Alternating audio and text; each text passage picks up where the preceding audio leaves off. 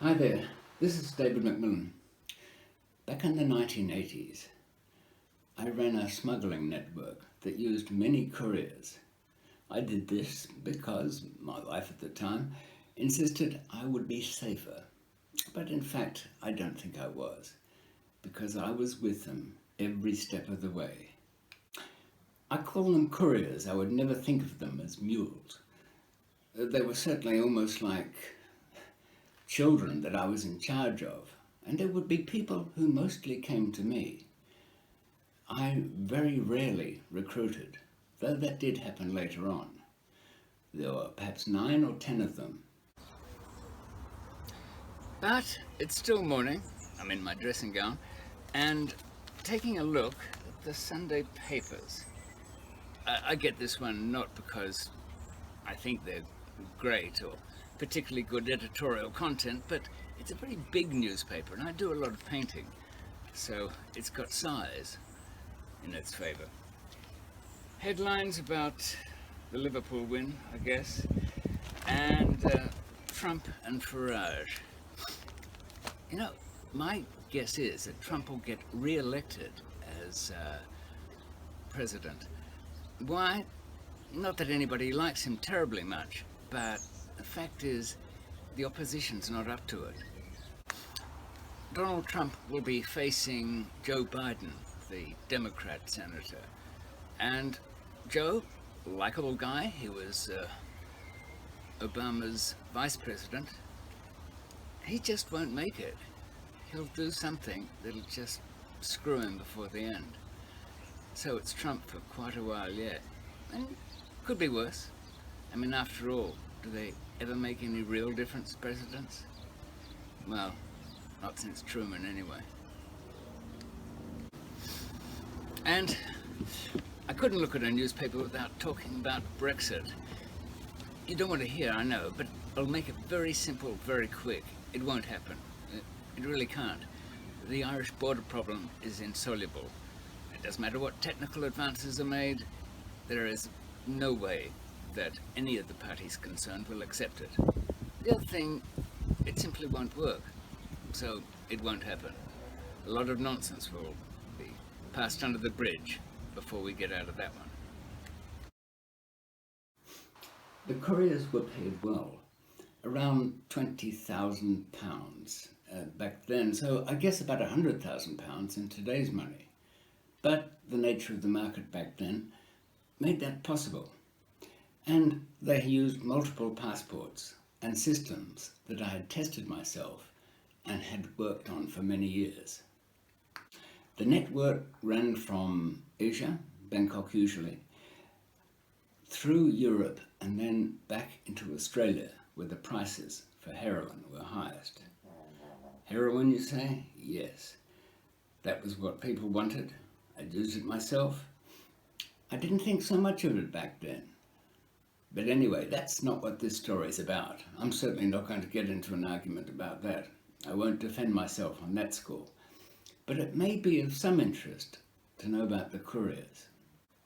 The couriers would work in pairs, but never really see each other unless they looked up at just one particular moment. One would travel between Australia and the UK and then back again, so that when he arrived, he seemed like he'd taken a perfectly harmless visit to the old mother country to see family.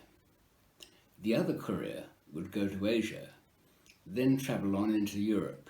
At some point in Europe, they would cross paths, and the cargo, packed in those days in very fortified stereo tuners, would change hands. They would change passports too if they came from Asia, so that on their return journey they would never be identified as someone who'd been to Bangkok. What sort of people were the couriers? Siggy told me that he stopped at Singapore and then came under investigation. He was followed. So what did he do? He took the case with the money in it and threw it into a river. I must say I like the touch about the river. It had a kind of finality about it. Well, there was certainly finality with Siggy. I didn't accept that story and, of course, later on found out that he just kept the money. That's what crooks do. No, couriers have to be somebody special. Now, about that time, most people in the business would pay couriers perhaps £4,000. Not much. They didn't care about them. Mostly they used the numbers game. They just kept sending them. No matter how many got caught, they would send more. They didn't take any time with their documentation, their cover stories, or their appearance. So they lost quite a few. But I guess not enough to matter. But I took it personally if anything happened to one of mine. Fortunately, almost never did one of my couriers land in hot water. But before I go on about their characteristics, and I'm pointing these out because perhaps you have wondered, I don't know, just casually while standing in a queue at an airport, would I be able to be a courier? What sort of courier would I make? Am I the kind of person who gets stopped at every turn by customs? These are questions that people with no intention of criminality might ask themselves. They might be simply curious. I always gave a guarantee to a courier that if that person found himself or herself arrested, I would offer all that I could. Of course, that was money, support, lawyers, but also the final guarantee that should they choose, I would get them out of prison no matter what. And I meant it. Let me tell you about an old school friend of mine, nice guy. He knew of my business. He dismissed it because he knew it was hard drugs. No, David, I could never do that. Not a chance. I think he grew a little weed on the side. That was okay. Nonetheless, as he saw that I was doing very well and that no one was getting arrested, he came to me. He said, David, I'm ready to go into that business. But what would I be smuggling? What would he be smuggling? Is there any point telling him? I told him to imagine it would be the worst possible things. But I would take care of every element of the trip. In the usual way, he would have to use false passports. He didn't like that much, but he understood the need for it. Of course, Peter was very disheartened when he wasn't going to walk out of just one trip being a millionaire. But I could never quite work out where the standard lay. I suppose everybody has their price, but their virtue, their good soul, that should command a premium. But it doesn't. I always rewarded skills and professionalism, and many became that, including the incredible Peter Dale. Peter was a fantasist. He lived in a dream world anyway. He, again, came to me when he had an outline of what I was doing, and he didn't put up any of the usual objections. He didn't want to know what it was he'd be carrying, just what he had to do and where he had to be. I liked that immediately. Peter was so good, I had the opportunity of looking at him as he crossed the border once at Brussels Zaventem Airport. In those days it was arranged so that you could look over a balcony and see people as they walked towards the immigration desk. And I watched Peter arrive. He had a tennis racket in his hands. He was dressed like a professional sportsman, and he sailed through with confidence. When I asked him about it later, he said he had absorbed that role. For those moments as he crossed that border, he truly believed he was an international tennis star. And that perfection radiated out from him and seemed to protect him from any intrusion.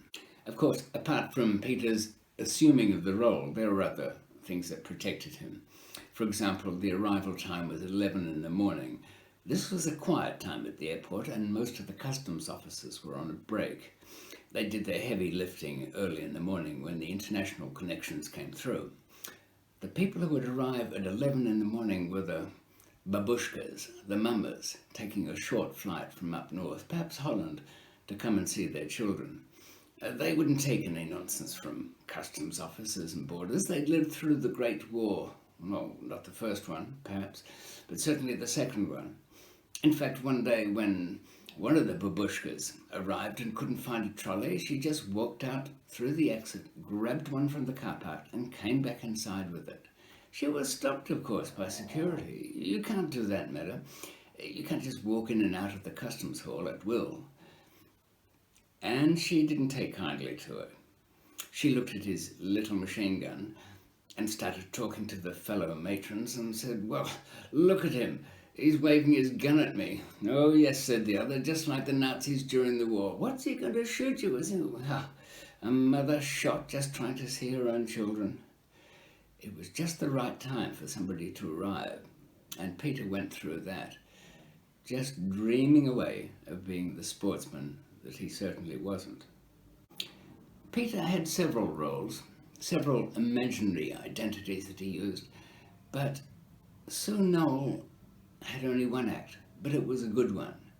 We ended up calling her Secretary Sue. She was tall, a bit rangy, not pretty, a little plain, but pleasant looking, but looking a bit kind of lost, I suppose. A little bit of yearning in there. The kind of girl that, well, people wouldn't avoid, but on the other hand, and perhaps sadly, wouldn't court. She did very well, and she dressed in a rather businesslike style, and really, again, I think she was imagining a different world. I've been recording interviews on Sean Atwood's True Crime podcast channel for a few months now, and the question that comes up so often is, what's it like smuggling drugs? What's it like crossing borders? Really, the question behind that is, could I do it? Could I get away with it? Often people don't ask us how much they get paid. They like to be paid well, but that's not the real issue. It's stepping out of their own world into another one that's important for them. A little bit of, well, semi-bogus training I had when I was in the advertising world was the psychological training for belief dynamics. But part of that was not just simply understanding what people believed, but being able to identify people. In fact, the agency, a very big one, divided people up into 12 types.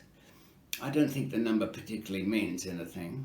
12 seems to come back often and often. But there are types of people. I suppose you could say the chubby guys with small eyes have a kind of characteristic.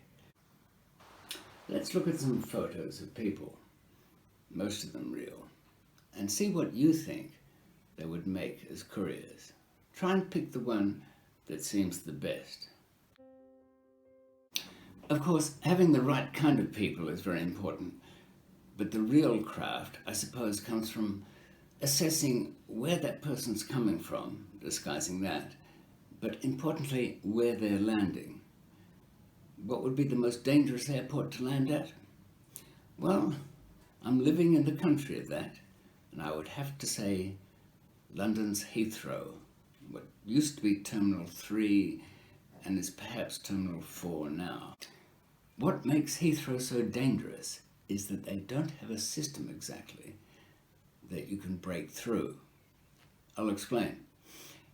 In Australia, years ago, and to some extent now, the assessment would be done on a passenger who arrived.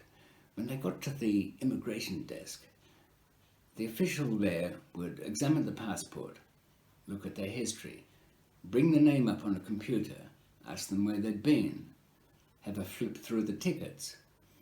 That would tell them pretty much how often they travelled and what their purpose of travel was. Now, the passenger would have filled out a customs card for declarations and things, but the real purpose of that card is to determine what happens next. That first point of checking allows the officer to do a quick assessment. He will put a special mark on that card, and I spent a lot of time back in those days working out what that code was. It was a code, it turned out, that changed daily and was a letter that was written on the top of that card. If the letter was X, You could pick up your bag, go to the exit, and another officer there would either direct you to a desk for checking or out the door. So it'd be good to know what that code was, wouldn't it? One of the systems for Australia involved sending somebody from Auckland, New Zealand to Sydney early in the morning. A very straightforward flight, and they would almost always get a clean mark. So they would sail out with that card in their hand, knowing what the letter was. Let's just say it was X. Then all they had to do was let me know. I would be inbound, flying in from Bangkok. Peter Dale, the courier, would be also on the plane. I would get a message from the cockpit saying Dr. Xavier would be there to meet me at Sydney. Dr. Xavier with an X, so I would know it was an X. I would take out prepared documents, give one to Peter, which already had an X on it, and it was stamped with the official customs stamp, an immigration stamp, so that it would be good for that day. Incidentally, the rest of the code word led to different things. In X-ray, X straight through, R go over for a cursory check. A used to mean, I used to think it was a good thing, but it wasn't. It meant that there was something on the computer that was worth looking at. And the letter Y, well, prepare for a long, long day there. Yet, where there is no system, such as Heathrow, it depends on a lot of personal training. That is, the officers are invited in, they start the job. They're encouraged to just pick various people. They put them on the risky flights so that there's a good chance they'll find something. It's like training anybody, I guess. They find something, it's a reward. Good boy, well done. So the more finds they make, it fine-tunes their instincts, what it is about that person's manner, the way they look around, the way they perhaps act nervous or fearful. They develop very good skills, and in fact it took me a long time to find a way around that. Of course, one of the best things to avoid that kind of confrontation is to have the documents, but also how you look describes what you are. If I was carrying something, I would arrive at Heathrow and pay no attention whatsoever to any of the officials. If they get looked at, they look back. And I would also show no particular interest in my bag on the carousel. My eyes would not be glued to it. I would not hesitate when picking it up. I would usually get a trolley, because I don't want to scurry out, dragging the thing as quickly as possible. No time for a trolley. Yes, I had plenty of time, I wish to say. In fact, standing at the carousel, I'd read a magazine, usually The Economist or Scientific American, something that, when picked up on the cameras, would identify that traveller as somebody with a specialised interest and probably not a drug smuggler. That worked more in my older days than my younger ones, but that's very much important. When you looked at those pictures I flashed by before, you might have thought, what about a couple? Surely that would be better.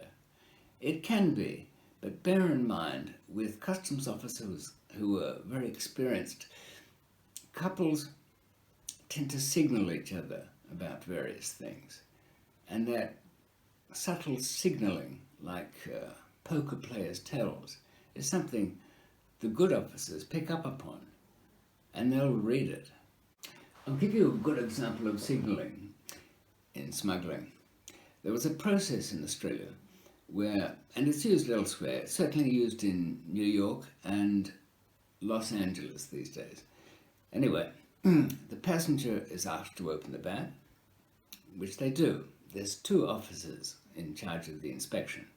Now, they don't really have time to start pulling everything apart, even if it is some ridiculous teddy bear. No, what they do is they open the bag, drop the lid of the bag onto their hand so they can kind of guess at the weight, and they get pretty good at detecting bags that are a little too heavy on the lid. Anyway, the next step is to transfer every object in that bag, towel, clothes, shaving kit, whatever it might be, from the packed side to the lid side, having given it a cursory glance or two. Now, while that's going on, the primary officer will be asking questions of the travellers. But that's not really the point. He wants to keep an eye on their reactions, because the traveller knows that when each item is put to the top of the other side of the case, it's in the clear. So when teddy bear is picked up, sniffed at perhaps, and then put on the lid side, then it's done. Teddy's no longer suspicious. The job's fine. They'll be able to walk out. Except that customs officer has noticed a change in expression by the passenger. The shoulders have relaxed. They're a bit more chatty, less frozen. They stop looking intently at the bag anymore. They're just not interested. They feel like they've won the day. Now, at that moment, when their reaction changes, the customs primary man signals the officer moving things from one side of the bag to the other. He knows that the thing last moved was the object of concern. That's where they'll find the gold, or whatever it might be. Anyone who has friends who are couriers shouldn't be careless with them. I've been guilty of that. During a very quiet period, one of my favourite couriers I kind of lent out or found work for with somebody else. He looked like a lollipop man. That is, one of those retired gents who stand on a pedestrian crossing holding a stop sign when school's out so the kids don't get run over. Very round-faced, very open-faced, friendly, smiled a lot, naturally. Because he was a bit portly, the lollipop man was known to us as Harry Lime. Now, when Harry worked for a friend of mine, I guess they were unlucky. They were going through Cartagena airport with a couple of kilos of cocaine, and Harry, along with every other passenger on that plane, got thoroughly checked by an army unit that came in and overrode the standard practice. I guess it was nobody's fault. I guess so. But anyway, poor old Harry got arrested with that 2 kilos. What did we do? Well, I've spoken of that guarantee that I used to give my own, and that still applied even when on loan to somebody else. So, and here's the point of this story. It's not just a matter of, oh, great, got Harry Lime out of trouble. The point of even telling it is an insight into Courier's thinking, the interruption of the fantasy world. Within a week, I was in Colombia, and I'd arranged with a lawyer to have Harry moved out of the prison, which could be a bit rough, into a hospital unit on some imaginary condition he had. And then the case was left with the police and kind of got shredded and eaten. Now he was about to be released, so he could go. Except the whole process had taken perhaps a little longer than a 30-day visa. So there was Harry, about to leave, but without a valid visa. He really panicked. I find it extraordinary that a guy that was perfectly happy carrying around 2 kilos of cocaine was racked with nerves at the idea of crossing a border with a slightly out-of-date visa and having to put in a few thousand bolivars. I think he was heading off for Venezuela. That was the border crossing we had in mind.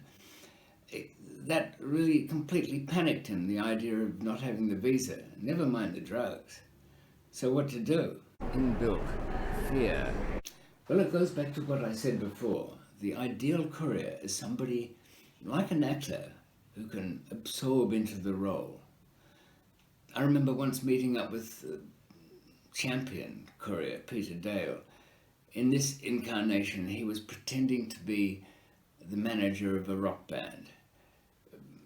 I don't see how that was a particularly good choice, but this wasn't even for smuggling work. He just jumped into that role when he had a bit of downtime. He loved it. He was a gambler too. Of course, every country has its own rules, from a crook's point of view, that is. Italy, it is good to have quite a lot in a bag and don't get put off by having it opened by a very well-uniformed inspector and having it trashed around. It won't mean much and it'll be over with soon. Japan, different rules again. The packing has to be near on perfect to work well. They don't like a messy packer. Somebody who's got socks and underwear mixed in with clean clothes, well, this is a person who will be subject to further checks, whereas somebody who has a little Zen garden inside that suitcase, that person's likely to do well there. What was it about couriers that made them so suitable for the job? If you're asking yourself, how would you do? Okay, are you a risk taker? Well, if you are, you certainly don't want to show it.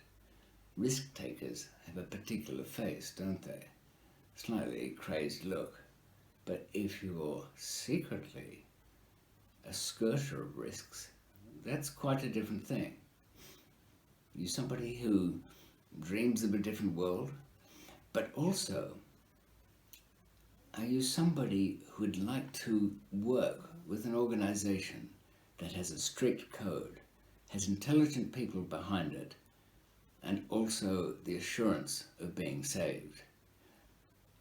In many years, I haven't lost more than 2, and really, even both of those had their own particular circumstances, acting against advice, and in one case, things unknown to me. There's another thing. When Billy Green went out on his own and became a courier, instead of organizing other couriers, he got himself arrested. It was greed, nothing more. And to save himself, he spilled his guts. Now, he was a crook, of course, so they're more likely to. I know it doesn't sound quite right, but they are, in fact, more likely to talk if they've got a past in crime. The ones who stick to saying nothing, or even better, the cover story that you give, they're usually people who've got no criminal past. And why do they do that? Because they have faith in you, the organizer. And this is not just a lie. You have to believe it. If you don't believe you'll come to their aid, then you don't deserve to be in the business. And of course, not many do. Next time you return from a country that might be a source country, as they like to say, though that could be anywhere these days, have a look around at your fellow passengers waiting for their luggage. See if you can spot somebody who might be carrying something. There's bound to be one. As you look, ask yourself, what is it that made you think they might be? And it'll probably be the same thing that will stop them as they cross over. Of course, many times there's just no research into what's going on. After all, if you take enough time and effort, you will end up knowing that, for example, Terminal G at Charles de Gaulle at 10:30 weekday mornings is pretty clear, but you have to take a few trips for that. But that's really the fun part of it. Not that I'd do that ever again. Of course not. Times have changed. I'm out of it now. And I haven't worn an outfit like this since, well, not for any pleasure, since being surrounded by loud vats of alcohol. And you needed it. This is just paint. Ask me the right question, and maybe I can guide you to the future. Don't look too far back. The time has passed. Yes, I know. You are not to be trifled with. not at all. No, most of the big smuggling these days is done, well, it's done by ship. Not too much by air. Who's in a hurry? And not only that, the price of drugs has plummeted through the ground. Certainly not worth carrying around in quantity. Just that business is out. But there are other things that are going on. You know that, Nico, don't you? But he's not telling. But there's still people moving across borders, and still a call for the specialist. Isn't that right, Onyx? Yeah. There's one other thing that might tell you whether you've got a bit of a risk taker in you that's looking for a place to take controlled risks. I used to find that when that job was over, when I'd crossed that border, when I had in my hand a suitcase that was packed with treasures, I wouldn't feel gleeful, just a little bit sad. Somehow, is that all there is? Well, that wasn't all there is. No, there was a lot of prison involved, and the things where I was not in control brought me into prisons in Pakistan, probably the worst in the world. Okay, they might be standing on their heads in shit in Lagos, but there's something unique that took me years to find out a way of expressing about what happened there in Balochistan. I've written it in here, and it's worth mentioning it. I've spoken about it before. Nice big fat book to read, and certainly has all the details in it. And Unforgiving Destiny speaks in detail about crossing borders where there is no law, and that's another matter again. One thing about being the guy in charge of saving your couriers is that you don't have anybody to save you. Okay, there was some satisfaction that if somebody was in jail, perhaps better it was me who could cope with it rather than them. But there was nobody to save me, except some of my more loyal friends who are also couriers. You can read about that in there. Well, wait around a while, I'll probably tell you anyway. Good night.